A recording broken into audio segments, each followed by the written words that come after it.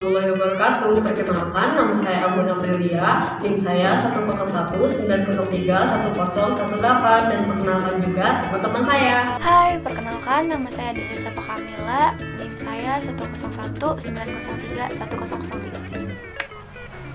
Perkenalkan, nama saya Joshua, NIM saya 10-19-031-006. Nama saya Ajeng Maharani, NIM saya 10-19-03-1009. Nama saya Alfreni, NIM 10-19-03-1012. Nama saya Alvan Ardiansyah, saya dari IPS IKA 1C. NIM saya 10-19-03-1015. Perkenalkan, nama saya Anita Kumala, prodi PSIK 1C, NIM 101-903-1021. Nah, sebelum kita mulai, apa sih respiratori? Respirasi atau yang kita sebut pernafasan adalah proses menghirup oksigen, mengeluarkan karbon dioksida, dan menggunakan energi di dalam tubuh. Manusia menghirup oksigen dari dalam udara dan mengeluarkan karbon dioksida ke lingkungan. Pernafasan juga adalah suatu proses menggerakkan udara keluar dan masuk dari paru-paru untuk memfasilitasi pertukaran gas dengan lingkungan internal tubuh, terutama dengan menghirup oksigen dan mengeluarkan karbon dioksida.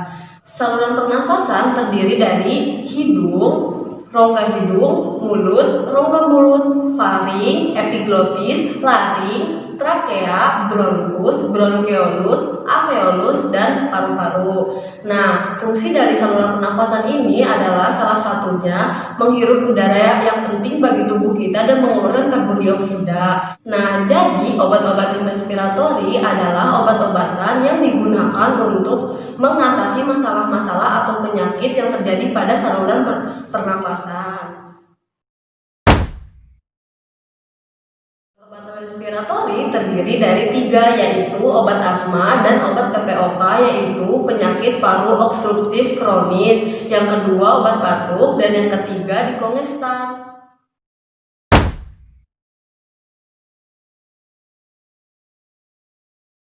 Obat golongan anti asma atau obat asma dan PPOK. Yang pertama itu asma adalah suatu keadaan di mana saluran nafas mengalami penyempitan karena hiperaktivitas rangsangan tertentu yang menyebabkan peradangan, di mana penyempitan ini bersifat sementara.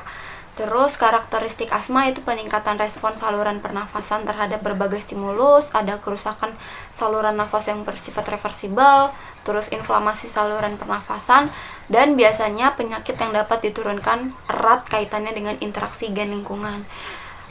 Tanda dan gejala asma itu apa aja sih? Yang pertama adalah episode dyspnea atau kesulitan bernafas. Yang kedua, dada terasa sesak. Yang ketiga, batuk. Ini umumnya terjadi pada malam hari. Yang keempat ada wheezing atau nafas berbunyi. Yang kelima nafas pendek. Yang keenam cemas. Yang ketujuh gelisah, dan yang kedelapan adalah hipoksemia.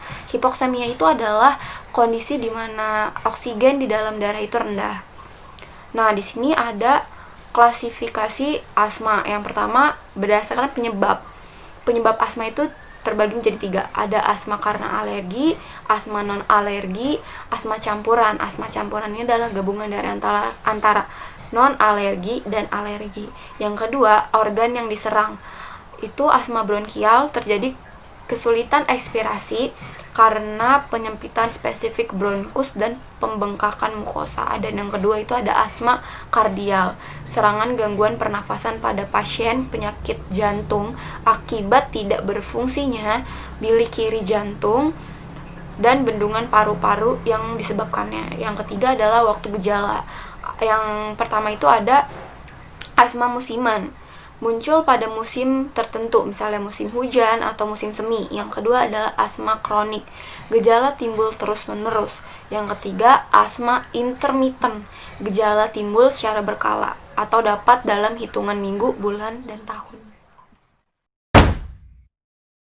Obat-obatan yang menyebabkan asma, obat inhibitor prostaglandin atau NSAID, aspirin, dan obat-obat pereda nyeri lainnya. Contohnya ibuprofen dan naproxen. Obat-obatan antagonis simpatis yang satu, antagonis reseptor beta 1 adrenergik. Contohnya obat hipertensi, obat jantung, atau propanolol. Zat-zat hasil industri, contohnya obat anti serangga.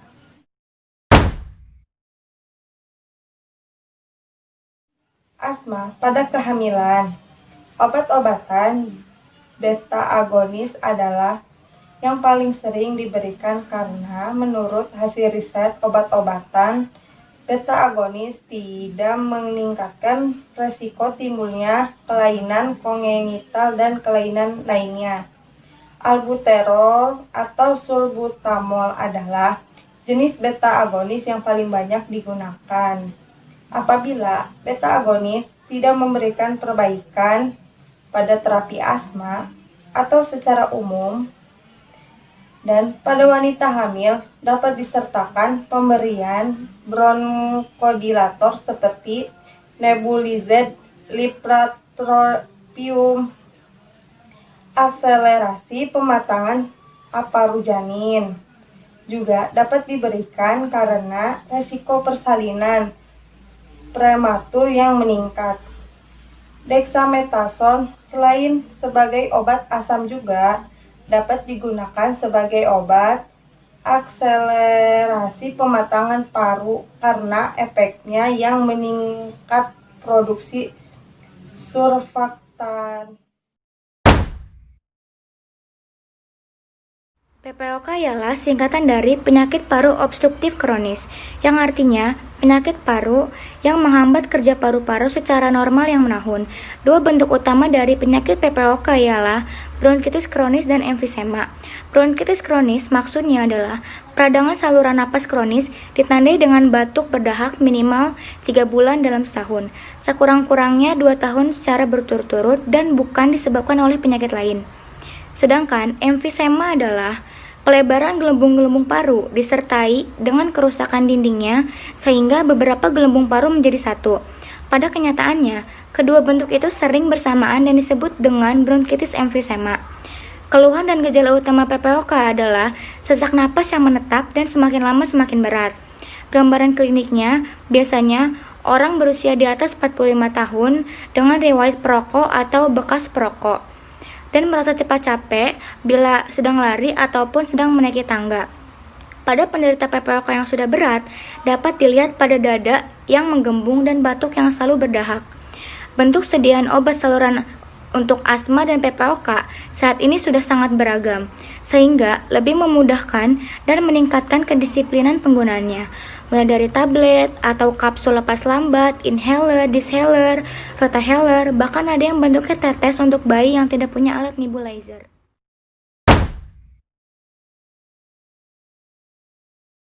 Selanjutnya saya akan menjelaskan tentang obat batuk.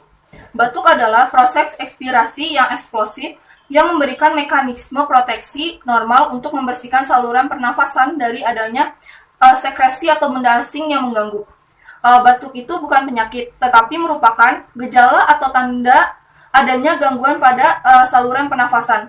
Di sisi lain, batuk juga merupakan salah satu menyebarkan infeksi. Terus ada fase batuk. Yang pertama itu ada inspirasi atau impulsif, yaitu inspirasi dalam volume paru meningkat. Yang kedua ada kompresi, yaitu penutupan glotis udara dalam paru tertekan. Yang ketiga ada ekspitasi atau ekspulsi, yaitu glotis memedalkan dan mengeluarkan udara sangat cepat yang diikuti sekret. Terus ada klasifikasi batuk berdasarkan durasi. Yang pertama itu ada akut, yaitu batuk yang terjadi kurang dari 3 minggu. Yang kedua itu ada subakut, yaitu batuk yang terjadi selama 3-8 minggu. Terus ada yang ketiga itu ada kronis, batuk yang berlangsung lebih dari 8 minggu. Terus ada klasifikasi berdasarkan tanda klinis. Yang pertama itu ada batuk kering, yaitu seringkali sangat mengganggu.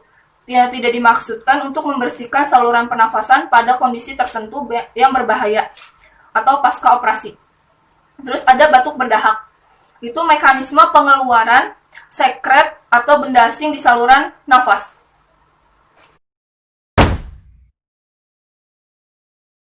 Akan melanjutkan penjelasan dari presentasi yang telah dijelaskan oleh Alfreni. Oke, langsung saja. Untuk permasalahan batuk dan pilek, banyak sekali sediaan obat saluran nafas golongan ini. Dan mereknya pun dijual bebas di Indonesia. Oleh karena itu, dibutuhkan ketelitian dalam memilih obat saluran nafas. Nah, yang perlu diperhatikan adalah jenis batuk penderitanya. Jadi, jenis batuk penderitanya kita harus memperhatikannya. Kemudian, ada jenis batuk kering dan batuk berdahak. Oke, selanjutnya adalah jenis golongan obat batuknya. Yang pertama ada antitusif. Antitusif itu obat yang bekerja menghentikan batuk secara langsung. Menghentikan batuk secara langsung. Jadi refleks batuk dihentikan secara langsung dengan menekan refleks batuknya itu sendiri dari sistem syaraf pusat di otak. Dengan demikian, obat ini tidak sesuai digunakan pada pasien batuk yang disertai dengan batuk berdahak atau batuk berdahak kental, karena akan menyebabkan dahak tersebut sulit dikeluarkan. Oke, selanjutnya jenis obat batuk ekspektoran menekan refleks batuk, melainkan bekerja dengan mengencerkan dahak sehingga dahak dapat mudah dikeluarkan dari saluran nafas. Dengan demikian, obat batuk ini tidak cocok jika digunakan pada kasus batuk yang kering. Betul, dia mengencerkan dahak. Kalau diberikan pada penderita batuk yang kering, itu hanya akan membebani tubuh penderita dari efek sampingnya saja. Betul ya. Kemudian selanjutnya ada jenis golongan obat antihistamin. Golongan obat kedua ini merupakan kelompok obat CTM atau klorimeton.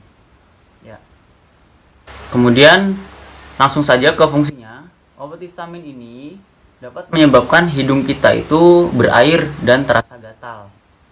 Biasanya diikuti dengan bersin-bersin. Tidak lain tidak bukan, ini berfungsi untuk melawan alergi. Obat antihistamin itu ketika kita konsumsi ya pada penderita batuk itu kan menghilangkan alergi juga seperti itu. Kemudian obat antihistamin juga mempunyai aktivitas menekan refleks batuk. Itu obat antihistamin. Kemudian selanjutnya ada obat dikongestan. Obat ini digunakan dengan tujuan untuk memperlancar pernafasan di hidung.